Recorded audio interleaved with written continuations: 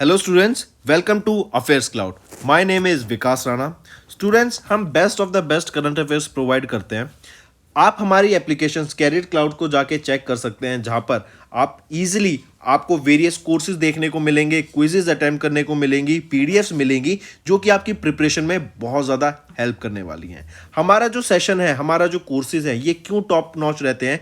क्योंकि जो हमारी एप्लीकेशंस हैं, हम यहाँ को वेराइटी ऑफ क्वेश्चंस प्रोवाइड करते हैं, वेराइटी ऑफ नोट्स प्रोवाइड करते हैं, जहां पर आपको कंटेंट मिलेगा both Hindi as well as English में। आपको क्या करना है, हमारी एप्लीकेशन को डाउनलोड करना है गूगल ऐप स्टोर से, जो कि आप इजीली कैरियर्स क्लाउड के नाम से सर्च करके डाउनलोड कर सकते हैं। And once you have downloaded, आपको लॉगिन करना पड़ेगा with your Gmail ID. And login करने के बाद आपको हमारी जो भी कोर्सेज हैं वो यहाँ पर आपको सारे देखने को मिलेंगे। जो भी आपको क्विज अटेम्प्ट करनी है वो देखने को मिलेगी। आपको ई बुक्स मिलेंगी, यहाँ पर पाथ मिलेंगे आपको। एंड जैसे मैंने आपको बताया, हम डेली बेसिस पे, वीकली बेसिस पे और मंथली बेसिस पे करंट अफेयर्स अपलोड करते हैं, both in Hindi as well as English language. यहां पर आप देखेंगे जो डेली बेसिस पे आपको नोट्स प्रोवाइड किए जाएंगे, फिर आप यूट्यूब पे वीडियो देख सकते हैं, उसके बाद आप आके इस एप्लीकेशन पे क्विज अटेम्प्ट कर सकते हैं डेली बेसिस पे, जो कि बहुत ज़्यादा हेल्पफुल रहने वाले हैं। सिमिलरली वीकली बेसिस पे भी आप ये करेंगे, जो करंट अफेयर्स हैं उसकी आपको पीडीएफ मिलेगी एंड आप क्विज अटेम्प्ट कर सकते हैं वीकली बेसिस पे भी, जो कि आपकी प्रिपरेशन को एक स्टेप आगे लेके जाएगा। एंड फिर ऐसे ही जो मंथली बेसिस पे आपको 100 क्वेश्चंस की इंपॉर्टेंट पीडीएफ मिलेगी, वो आप रिवीजन के लिए एक बहुत अच्छा सोर्स रहेगा आप सभी स्टूडेंट्स के लिए जो गवर्नमेंट एग्जाम एस्पिरेंट्स हैं। इसी के साथ साथ आप देखेंगे, हम बैंकिंग और इकोनॉमी के करंट अफेयर्स प्रोवाइड करते हैं आपको। हम state wise current affairs provide करते हैं, चाहे वो उत्तराखंड, उत्तर प्रदेश, त्रिपुरा, तेलंगाना, कोई भी स्टेट हो। नॉट जस्ट दिस फ्रेंड्स, इसी के साथ साथ देखेंगे हम आपको टॉपिक वाइज करंट अफेयर्स भी प्रोवाइड करते हैं, और ये टॉपिक्स बहुत ज़्यादा इंपॉर्टेंट होते हैं। टॉपिक्स देखें तो जैसे important days, national affairs, international affairs, sports, defence, science and technology, apps and web portals, name the topic, और आपको उस टॉपिक के यहाँ पे करंट अफेयर्स देखने को मिलेंगे। जो भी गवर्नमेंट स्कीम्स लॉन्च की जाती हैं, जो भी एमओयू साइंस किए जाते हैं, जो भी इंडेक्सेस एंड रिपोर्ट्स आती हैं, वो सारी हमारे द्वारा कवर की जाती हैं, ताकि स्टूडेंट को one of the best experience मिल सके करंट अफेयर्स का। Hello everyone. तो आज की वीडियो में हम 25 जुलाई के इंपॉर्टेंट करंट अफेयर्स डिस्कस करेंगे। काफ़ी हेल्पफुल सेशन रहेगा आप सभी के लिए, तो एंड तक बने रहिएगा। चलिए स्टार्ट करें। सबसे पहले हम बात करते हैं कुछ नेशनल अफेयर्स की। तो अभी राज्यसभा के चेयरमैन, पहले तो ये बता दो राज्यसभा के चेयरमैन होते कौन है, जो कि वाइस प्रेसिडेंट है इंडिया के। कौन है वो? राज्यसभा के जो चेयरमैन होते हैं वो कौन होते हैं? वाइस प्रेसिडेंट इंडिया के। जो कौन है अभी? वो है जगदीप धनखड़ जी। ठीक है। इन्होंने अभी 4 पार्लियामेंट्री वीमेंस को अपॉइंट किया, या 4 वीमेन पार्लियामेंटेरियंस को अपॉइंट किया। करेक्ट। और क्यों? रीजन क्या है कि इक्वल पार्टिसिपेशन देने के लिए, वीमेन इक्वेलिटी की बात की गई कि यहां पर ये 8 मेंबर की जो ये कमेटी रहेगी, मॉनसून सेशन से पहले जो ये पैनल रिकॉन्स्टिट्यूट किया गया, वो 8 मेंबर थे उसमें, राइट। तो उसमें से अब 4 वीमेन हैं और 4 मैन रहेंगी, राइट। तो इसीलिए एक इक्वल पार्टिसिपेशन दिया जा सके, 50-50 पार्टीशन, 50-50% यहाँ पे representation of both women and man का। यहाँ पर अभी राज्यसभा के चेयरमैन ने रिकॉन्स्टिट्यूट किया panel of vice chairperson with 50% women parliamentarian. यहीं पर अगर हम देखें, Sulata Deo ji, right, PT Usha, Phangnon Konyak, Fauzia Khan and Sulata Deo, इनको अपॉइंट किया गया by vice, has been appointed to the panel of vice chairpersons. ठीक है। फिर यहीं पे याद रखेंगे, ऐसा पहली बार हुआ है in the history of Rajya Sabha in the upper house की इक्वल रिप्रेजेंटेशन दी गई है, राइट। अगर मैं बात करूं लोअर हाउस की, तो वो हो जाता है लोकसभा, अपर हाउस हो जाता है राज्यसभा। राज्यसभा की अगर हम बात करें, तो आर्टिकल 80 के अंदर बताया गया है कि जो आपका राज्यसभा है उसमें 238 सीट्स होंगी इलेक्टेड पर्सन्स, और सॉरी 250 टोटल इलेक्टेड पर्सन्स होंगे, टोटल कैपेसिटी होगी राज्यसभा की, जिसमें से 238 तो इलेक्टेड आएंगे और जो 12 होंगे वो आपके नॉमिनेटेड होंगे, राइट। उनको अपॉइंट किया जाएगा। यहाँ पे जो मिनिमम एज बार आ जाता है वो क्या है? मिनिमम आपकी 30 ईयर्स होनी चाहिए to be a part of Rajya Sabha. चलिए next, which state government introduced the India's gig worker bill 2023? ये गिग वर्कर्स कौन से होते हैं? ये वो वर्कर्स होते हैं जिनकी आपकी परमानेंट जॉब नहीं होती, जो हमारा ट्रेडिशनल रोल है ना एक, जैसे कि एम्प्लॉयर और एम्प्लॉय का, वैसी रोल नहीं होती। ये आपकी कॉन्ट्रेक्चुअल जॉब्स होती है, शॉर्ट टर्म एम्प्लॉयमेंट के लिए होती है, इंडिपेंडेंट कॉन्ट्रैक्ट्स होते हैं यहाँ पे, करेक्ट। तो उनको यहाँ पे एक उन गिग वर्कर्स के लिए यहाँ पर एक अभी नया इंट्रोड्यूस किया गया है बिल, किस स्टेट गवर्नमेंट के द्वारा, पहले तो ये बताओ। तो वो रहेगी राजस्थान गवर्नमेंट, करेक्ट। तो राजस्थान गवर्नमेंट ने अभी इंट्रोड्यूस किया पहला and first ever gig workers bill for the Rajasthan government, for Rajasthan, right, Rajasthan state में। और ये किस लिए लॉन्च किया गया? To provide social security to these gig workers, right. इनको सोशल सिक्योरिटी यहाँ प्रोवाइड कराने की बात की गई, correct. These workers refer to someone जो डेली बेसिस पे अपना अर्न करते हैं, राइट। एंड जैसे मैंने बताया कॉन्ट्रेक्चुअल जॉब्स होती हैं इनकी, शॉर्ट टर्म एम्प्लॉयमेंट होती है। फिर जैसे बात करें तो ride sharing, food and security delivery, logistics, इनमें इनका रोल रहता है। फिर यहाँ पर एक मॉनेटरी पॉलिसी भी इम्पोज करने की बात की गई कि अगर ये बिल को इम्प्लीमेंट नहीं किया जाता है तो 5 लाख रुपए तक का फाइन पहली गलती पर, और अगर फिर उसके बाद भी गलती होती है तो 50 लाख रुपए तक का भी फाइन यहाँ पर लगाया जा सकता है, राइट। नेक्स्ट, फिर यहीं पे एक आईडी बनाने की भी बात की गई कि जो ये गिग वर्कर्स हैं इनके पास अपना पूरा आइडेंटिफाइड एक डॉक्यूमेंट होना चाहिए जो कि इनकी हर प्लेटफॉर्म पर अक्रॉस द प्लेटफॉर्म वो यूज़ किया जा सकता है। एंड ये अनेबल करेगा टू सच वर्कर्स दैट जो भी डिसीजन लिया जाएगा वो इनसे रिलेटेड लिया जाएगा और प्रॉपर डाटाबेस भी मेंटेन किया जाएगा, राइट, इन गिग वर्कर्स के लिए। तो ये राजस्थान गवर्नमेंट के द्वारा स्टेप लिया गया that introduce India's first gig workers bill 2023, right. Next, XR startup program. ये सबसे पहले तो देख लेते हैं एक्सआर क्या होता है। एक्सटेंडेड रियलिटी, एक्सटेंडेड रियलिटी में ही आपका artificial reality, augmented reality, virtual reality, mixed reality, इन सब की बात की जाती है, करेक्ट। तो एक्सटेंडेड रियलिटी को बढ़ावा देने के लिए यहाँ पर ज़्यादा से ज़्यादा स्टार्टअप्स आ सकें, राइट, नए नए बिजनेसेस ओपन किए जा सकें, नए नए एंटरप्रेन्योर्स इस सेक्टर में एंटर कर सकें, करेक्ट, और उनके बिजनेस को बढ़ा सकें। इसीलिए यहाँ पर एक्सआर रियलिटी, ये एक्सआर स्टार्टअप प्रोग्राम लॉन्च किया गया था। ये प्रोग्राम लॉन्च किया गया था Meta and ministry of electronics information and technology के द्वारा मिलके, करेक्ट। और ये लॉन्च किया गया था सितंबर 2022 में। अभी जो न्यूज़ में है वो क्या है कि अभी रिसेंटली इन्होंने HCL टेक के साथ टाई अप कर लिया है, राइट। HCL टेक अब इस एक्सआर स्टार्टअप प्रोग्राम का पार्ट बन गया है। अब इससे क्या होगा, इन्होंने जो स्टार्टअप्स हैं, जो स्टार्टअप्स इस सेक्टर में काम कर रहे हैं, जिनको ये सेक्टर, जो स्टार्टअप्स इन्हें पसंद आते हैं एंड जो राइट वर्क कर रहे हैं, उनको 20 लाख रुपए तक का यहाँ पे ग्रांट भी प्रोवाइड कराने की बात की गई ताकि वो अपनी जो रिसर्च डेवलपमेंट है, जो अपने प्रोजेक्ट हैं, उसको आगे कैरी फॉरवर्ड कर सकें, करेक्ट। तो याद रखेंगे ये Meta and ministry of electronics information and technology का स्टार्टअप है। सितंबर 2022 में इसको लॉन्च किया गया था। एक्सआर स्टार्टअप प्रोग्राम को, एक्सआर एक्सटेंडेड रियलिटी से रिलेटेड स्टार्टअप्स को ग्रो करने की यहाँ पे बात की जाती है। एंड अभी रिसेंटली HCL टेक ने इनको ज्वाइन किया है इस पर्टिकुलर प्रोग्राम को, राइट। तो आप यहाँ देख सकते हैं HCL टेक जो कि नोएडा यूपी बेस्ड है, इन्होंने एक्सआर स्टार्टअप प्रोग्राम जो कि एक इनिशिएटिव था Meta and MEITY startup hub, इसको ज्वाइन किया ताकि एक्सआर रिलेटेड टेक्नोलॉजी स्टार्टअप्स को इंडिया में ग्रो किया जा सके। Next, India's first cannabis medicine project under PPP with a Canadian firm is in which state और यूटी। तो इंडिया का पहला cannabis medicine project under PPP with a Canadian firm कहाँ पर रहेगा? In the union territory of Jammu and Kashmir. इस question को एक और तरीके से पूछा जा सकता है कि वो पहला इंस्टीट्यूट कौन सा बना जिसको अभी लाइसेंस मिला है, first ever licence to grow और to have cannabis cultivation. Cannabis cultivation के लिए पहला लाइसेंस किस इंस्टीट्यूट को मिला? वो है CSIR IIM, राइट। ये जम्मू में है और इनको अभी रिसेंटली ये लाइसेंस मिला कि यहाँ पे कैनिबस कल्टीवेशन कर सकते हैं। और ये जो कैनिबस कल्टीवेशन होगा ना, ये आपके रिसर्च एंड डेवलपमेंट पर्सपेक्टिव से ही किया जाएगा।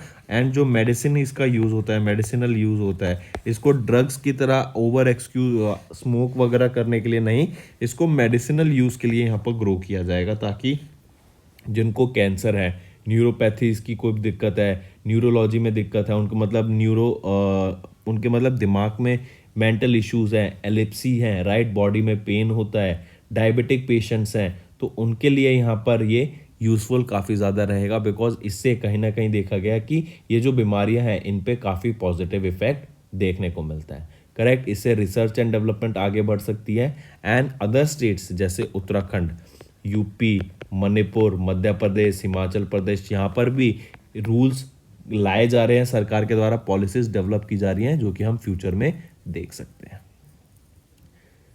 करेक्ट, तो ध्यान रखेंगे इंडिया का पहला कैनबिस मेडिसिन प्रोजेक्ट कहाँ पर है, जम्मू कश्मीर यूटी में। ये PPP प्रोजेक्ट है, कैनेडियन फर्म के साथ है। और पहला इंस्टीट्यूट कौन सा मिला जिनको पहला लाइसेंस मिला है फॉर कैनबिस कल्टीवेशन, वो है CSIR IIM। नेक्स्ट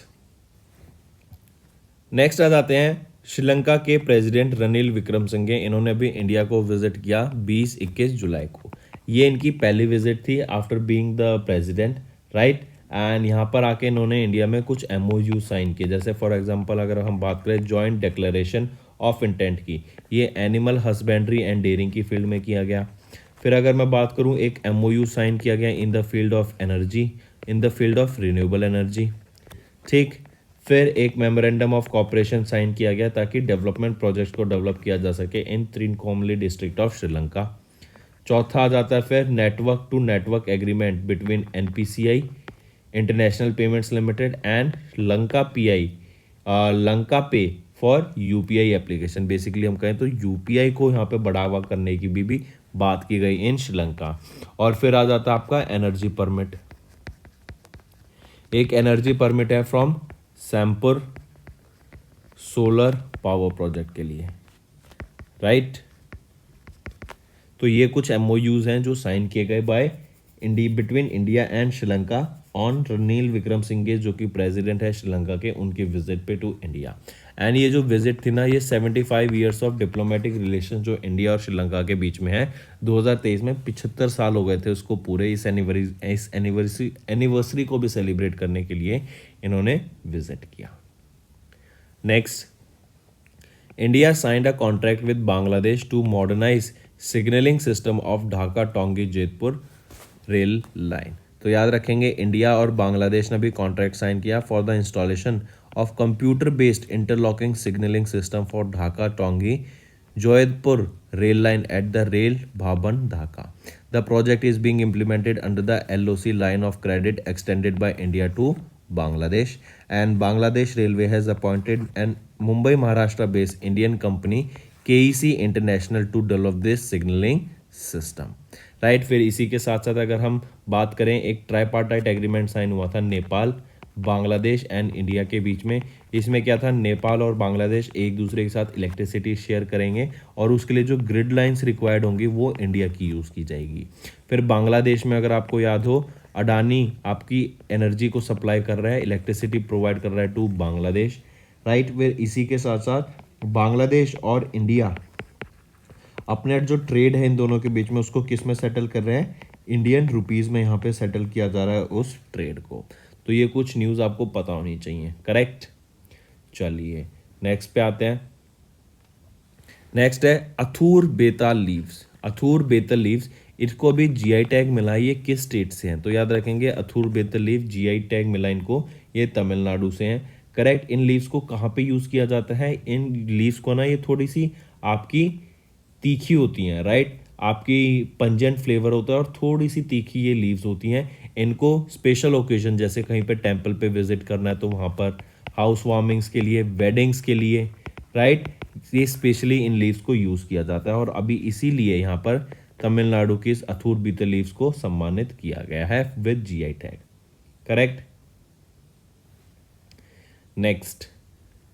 नेक्स्ट आ जाता है, फिर ये देख सकते हैं आप, ये है आपकी अथुर बीतल लीव्स। मूविंग ऑन, नेक्स्ट है फिर साइंस एंड टेक की बात करते हैं। तो अभी recently 14th CEM clean energy marine hubs initiative की एक मीटिंग हुई थी, राइट। एंड यहाँ पर बात की गई कि जो लो कार्बन फ्यूल प्रोडक्शन है ना, उसको हम स्केल कैसे करेंगे, उसके ऊपर यहाँ पे काफ़ी डिसीजंस लिए गए during the 14th clean energy ministerial meeting and 8th mission innovation meeting, जो कि 19 से 21 जुलाई के बीच में हुई गोवा, इंडिया में। हम जानते हैं इंडिया में जो ट्रांजिशन चल रहा है आपका renewable and non renewable energy sector से रिन्यूएबल एनर्जी सेक्टर पे, राइट। हम देख रहे हैं कि जो ग्रीन हाइड्रोजन मिशन है उसको भी काफ़ी बढ़ावा दिया जा रहा है, क्योंकि हम जानते हैं ग्रीन हाइड्रोजन कोई भी पॉल्यूशन क्रिएट नहीं करता है। फिर हमने देखा, अगर मैं विंड एनर्जी प्रोडक्शन की बात करूं तो गुजरात स्टेट बेस्ट परफॉर्म कर रही है in all the states in wind energy generation.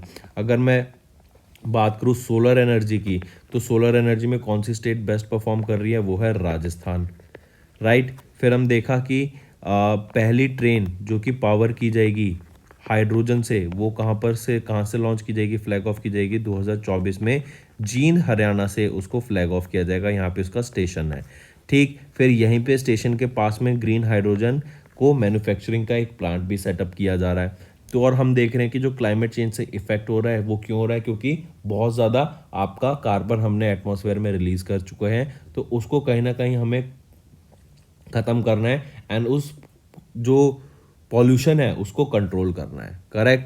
तो याद रखेंगे, अभी एक 14th clean energy ministerial meet हुई एंड मिशन इनोवेशन मीटिंग हुई 8th एडिशन की, ये गोवा में हुई। और यहाँ पर लो कार्बन एनर्जी के जो फ्यूल्स हैं उसको यहाँ पर encourage करने की बात की गई। जैसे फॉर एग्जांपल अभी मेथनॉल की भी बात चल रही है, हम देख रहे हैं ग्रीन हाइड्रोजन की बात चल रही है। तो ये क्या है, कहीं ना कहीं आपके डीजल और पेट्रोल को ये आने वाले टाइम में रिप्लेस करेंगे। 100% रिप्लेस नहीं करेंगे, लेकिन they will be an alternative fuel की जो इससे चाहते हैं हम। जैसे अभी करंटली क्या होता था, पहले डीजल और पेट्रोल का ऑप्शन होता था, फिर बाद में सीएनजी का ऑप्शन आ गया, राइट। फिर उसके बाद हमने देखा था अब इलेक्ट्रिक व्हीकल ऑप्शन आ गए, फिर एक और ऑप्शन आ जाएगा आपका हाइड्रोजन कार्स का। तो ये सारे ऑप्शन हो जाएंगे, तो कहीं ना कहीं जो डिपेंडेंस डीजल और पेट्रोल पे होती थी वो खत्म होके अब अलग अलग सेक्टर्स में डिवाइड हो गई है, ठीक है। चलिए, फिर एक चीज़ और याद रखेंगे, मरीन सेक्टर, जो मरीन सेक्टर है, जैसे हम एक्सपोर्ट करते हैं तो शिप्स आपके प्रोडक्ट को एक जगह से दूसरी जगह ले जाते हैं, राइट। तो उसमें भी काफ़ी पॉल्यूशन होता है, क्योंकि वहाँ पे भी आपका डीजल एंड पेट्रोल कंज्यूम किया जाता है टू रन दोज शिप्स। तो उन शिप्स को भी कहीं ना कहीं वो पॉल्यूशन क्रिएट कर रहे हैं, राइट। एंड अभी ये टारगेट सेटअप किया गया कि 2050 तक हमें जो मरीन सेक्टर से पॉल्यूशन हो रहा है ना, हम उसको नलीफाई कर देंगे, बिल्कुल उसको नेट जीरो कार्बन पे हम शिफ्ट कर देंगे बाय 2050। किसके लिए, मरीन सेक्टर के लिए।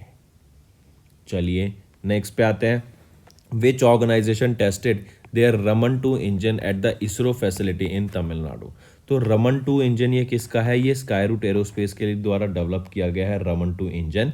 एंड ये विक्रम 1 रॉकेट में इसको यूज़ किया जाएगा, करेक्ट। रमन 2 इंजन को, इसको अभी इसरो की फैसिलिटी में टेस्ट किया गया जो कि तमिलनाडु में है, राइट। स्काईरूट एरोस्पेस की बात करें तो ये हैदराबाद तेलंगाना बेस्ड स्टार्टअप है, करेक्ट। एंड इस टेस्टिंग को एनेबल किया गया इन स्पेस के द्वारा, राइट। इन स्पेस क्या है, Indian national space promotion and authorization centre, correct. 10 second का ये टेस्ट था जो कि सक्सेसफुली टेस्ट किया गया।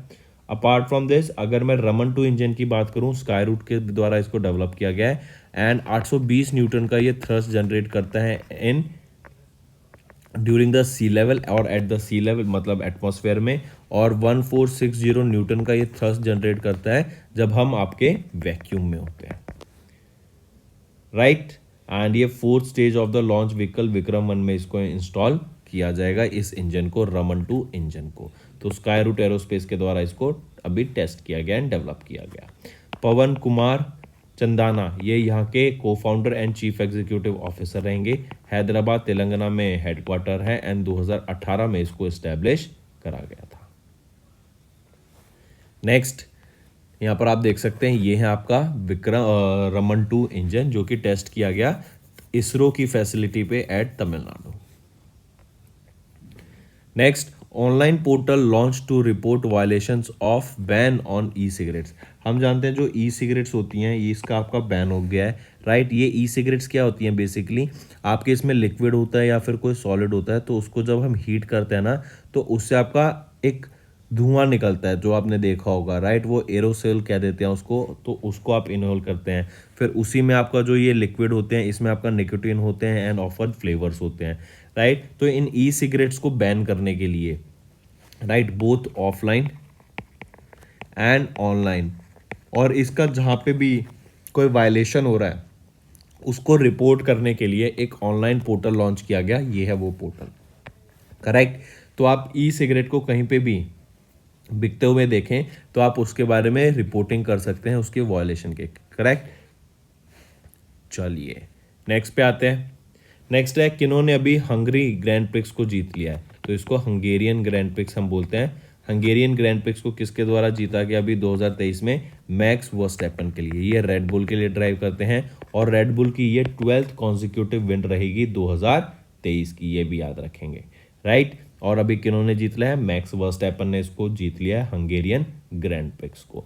मैक्स वर्स्टैपन सिर्फ अभी 25 साल के हैं। मैक्स वर्स्टैपन टॉप पर है, लैंडो नॉरिस सेकंड पे एंड सर्जियो परेजी आपके थर्ड पोजीशन पे। ये दोनों तो आपके रेड बुल के लिए ड्राइव करते हैं एंड लैंडो नॉरिस ये मैकलेरन के लिए ड्राइव करते हैं, ठीक है, याद रखेंगे। चलिए मूविंग ऑन, आप यहाँ पर देख सकते हैं ये हैं आपके max Verstappen, Hungarian grand prix इन्होंने जीत लिया और ये रेड बुल के लिए ड्राइव करते हैं। मूविंग ऑन, कोरिया ओपन की बात करें तो स्वास्तिक साईराज रानिक एंड चिराग सेठी इन्होंने मेंस डबल टाइटल को भी जीत लिया है। स्वास्तिक साईराज रानिक की बात करें तो ये किस स्पोर्ट से बिलोंग करते हैं दोनों, ये बैडमिंटन से बिलोंग करते हैं। अब क्वेश्चन ऐसा आएगा, पहला क्वेश्चन कोरियन ओपन किसने जीता, दूसरा question रानिक Reddy and Swastik Sairaj Ranik and Chirag Shetty ये दोनों किस स्पोर्ट से बिलोंग करते हैं, ये क्वेश्चन आएगा। और इन्होंने मेंस डबल टाइटल अभी जीत लिया है, ये याद रखेंगे, करेक्ट। और इसी के अलावा बात करें तो इन्होंने स्विस ओपन भी जीता था, Asian championship and Indonesian open भी जीता है 2023 में। Moving on, books and authors की बात करें तो एम वेंकैया नायडू सर जो कि हमारे फॉर्मर वाइस प्रेसिडेंट हैं, उनके द्वारा अभी एक बुक रिलीज़ की गई जो है एज द व्हील टर्न्स। ये बुक को चेन्नई में रिलीज़ किया गया है। इस बुक को ऑथर किया गया है रंजीत प्रताप के द्वारा जो कि मैनेजिंग डायरेक्टर हैं ऑफ रायाला कॉरपोरेशन।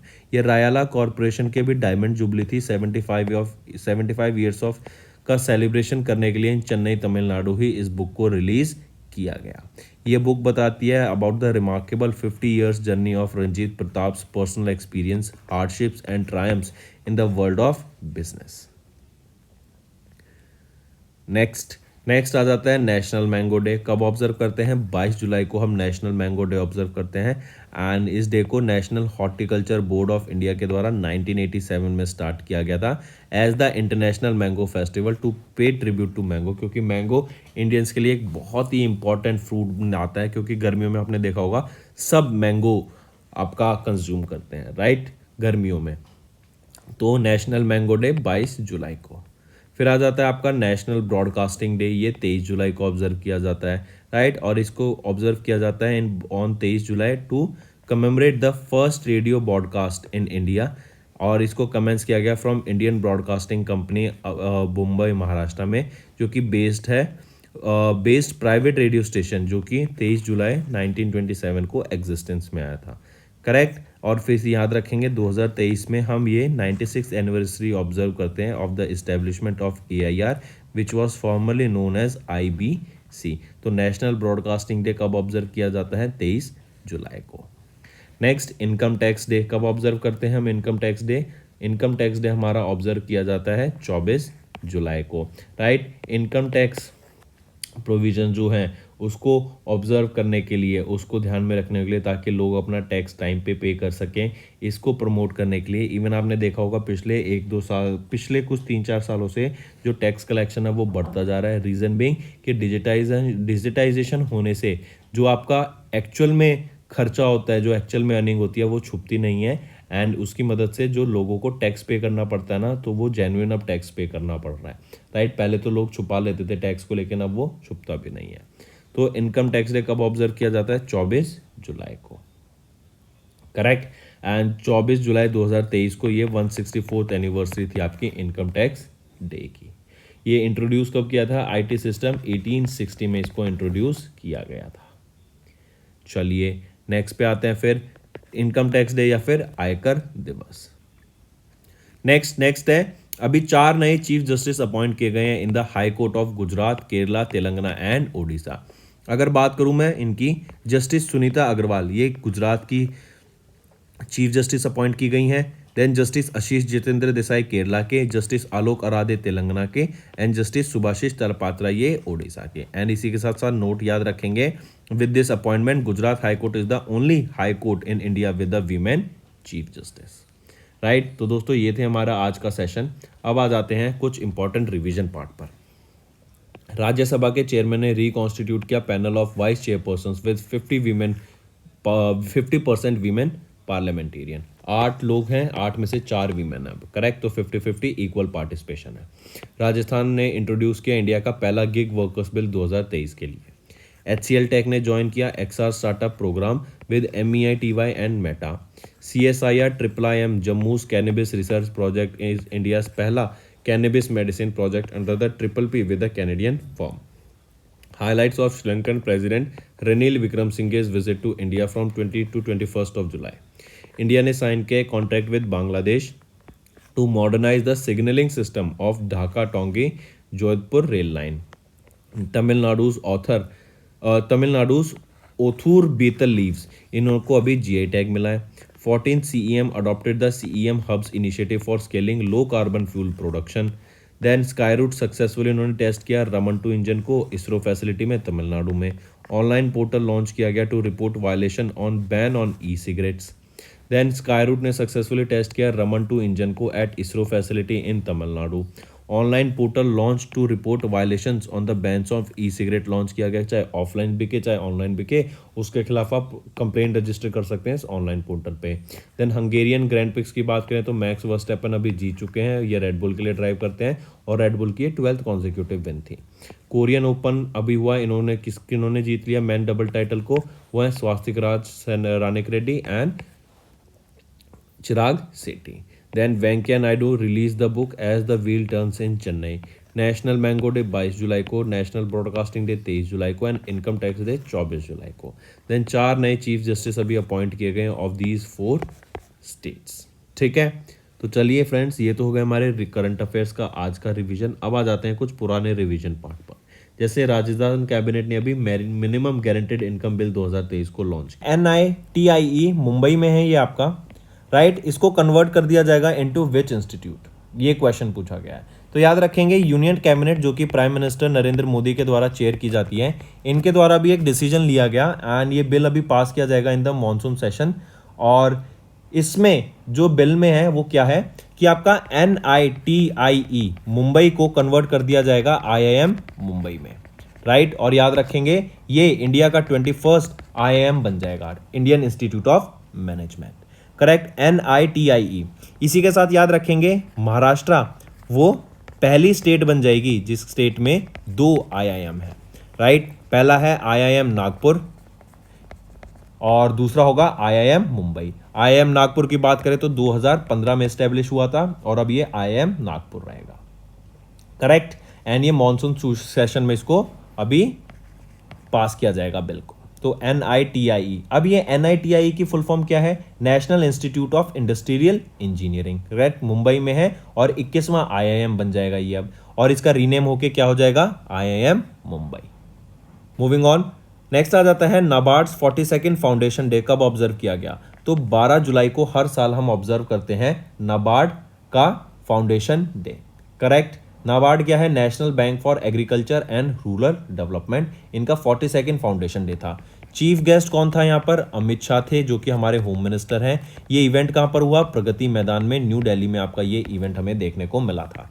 फिर यहाँ पे पूछी जाएगी कि थीम क्या रहेगी इस इवेंट की, वो है NABARD 42 years of rural transformation, ठीक है। फिर इसी के साथ साथ याद रखना अमित शाह ने इस इवेंट के दौरान डिस्ट्रीब्यूट की micro ATM machines and RuPay Kisan credit card को लॉन्च किया to the dairy farmers of milk societies of Banaskantha and Panchmahal districts of various Gujarat. ठीक है, राइट। फिर इसी के साथ जो आपके बैंकिंग कॉरस्पॉन्डेंट्स होते हैं और रूरल इंफ्रास्ट्रक्चर को थ्रू RIDF जो कि है rural infrastructure development fund, then जो जॉइंट लाइबिलिटी ग्रुप्स होते हैं, सेल्फ हेल्प ग्रुप्स होते हैं, उनके लिए यहाँ पे ये किसान क्रेडिट कार्ड भी लॉन्च किया गया, राइट। फिर इसी के साथ साथ याद रखेंगे नाबार्ड की, तो नाबार्ड 12 जुलाई को ऑब्जर्व किया जाता है नाबार्ड फाउंडेशन डे। ये 42nd फाउंडेशन डे था और चीफ गेस्ट यहाँ पर कौन थे? अमित शाह। इसकी थीम हम देख चुके हैं, NABARD 42 years of rural transformation. ठीक है, चलिए नेक्स्ट पर आते हैं। एक चीज और, कब फाउंड किया गया था ये नाबार्ड? 12 जुलाई 1982 में, एंड KV शाहजी यहां पर आपके चेयरमैन रहेंगे। Next, who inaugurated the hall regional office in Kuala Lumpur Malaysia? Important है, मार्क करके चलेंगे। अभी हमारे डिफेंस मिनिस्टर राजनाथ सिंह ये 3 डे की विजिट पर थे टू कुआलालंपुर मलेशिया। ये कुआलालंपुर कैपिटल है मलेशिया की, राइट। यहाँ पर कोई 2-3 चीज़ इंपॉर्टेंट हैं जो आपको पता होनी चाहिए। पहली कि इन्होंने हिंदुस्तान एरोनॉटिक लिमिटेड का एक रीजनल ऑफिस को भी इनॉग्रेट किया, कहाँ पर? कुआलालंपुर मलेशिया में। और दूसरा, इन्होंने कुआलालंपुर में ही अनवेल किया नेताजी सुभाष चंद्र बोस का एक स्टैचू।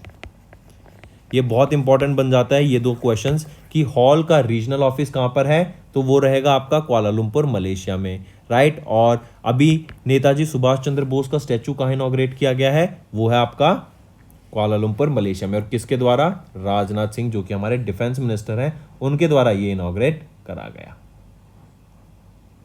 करेक्ट। चलिए नेक्स्ट आ जाते हैं, who one the UK's PM point of light award? तो वो है मोक्षा रॉय। याद रखेंगे, इंपॉर्टेंट है। मोक्षा रॉय ये एक इंडियन है, इंडियन ओरिजिन है, राइट। ये सिर्फ 7 साल की हैं अभी, and she is one of the youngest person जिनको अभी इस अवार्ड से सम्मानित किया गया, राइट। ये 3 साल की थी जब से ये सस्टेनेबिलिटी चैंपियन के तौर पर अलग अलग डोमेन्स में इन्वायरमेंट के ऊपर यूनाइटेड नेशन डेवलपमेंट प्रोग्राम के जो सस्टेनेबल डेवलपमेंट गोल्स हैं उसके लिए and various micro plastic pollution की अवेयरनेस क्रिएट कराने से जुड़ी हुई हैं। और इसीलिए इनको UK prime ministers point of light award से सम्मानित किया गया as a sustainability champion, right. इन्होंने काफ़ी सारे इनिशिएटिव्स लिए, इन्होंने फंड रेजिंग भी करी है यूनिसेफ के लिए, राइट, बच्चों के लिए, एंड एनवायरनमेंट के लिए भी काम किया। इसीलिए मोक्षा रॉय को जो 7 साल की हैं इनको इससे सम्मानित करा गया है। काफ़ी इंपॉर्टेंट, मार्क करके चलेंगे। देन सरबंदना सोनोवाल जी, इन्होंने लेड किया foundation stone for the inland waterways transport terminal, और ये कहाँ पर है? गुजरात में, और सॉरी असम में, राइट। नेक्स्ट आ जाता है फिर SAFF चैंपियनशिप 9th टाइम किन्होंने जीत लिया है? तो इंडियंस मैन फुटबॉल टीम ने इसको जीत लिया है, राइट। इनको ब्लू टाइगर के नाम से भी जाना जाता है और इन्होंने 9वीं बार ये SAFF चैंपियनशिप को जीत लिया है।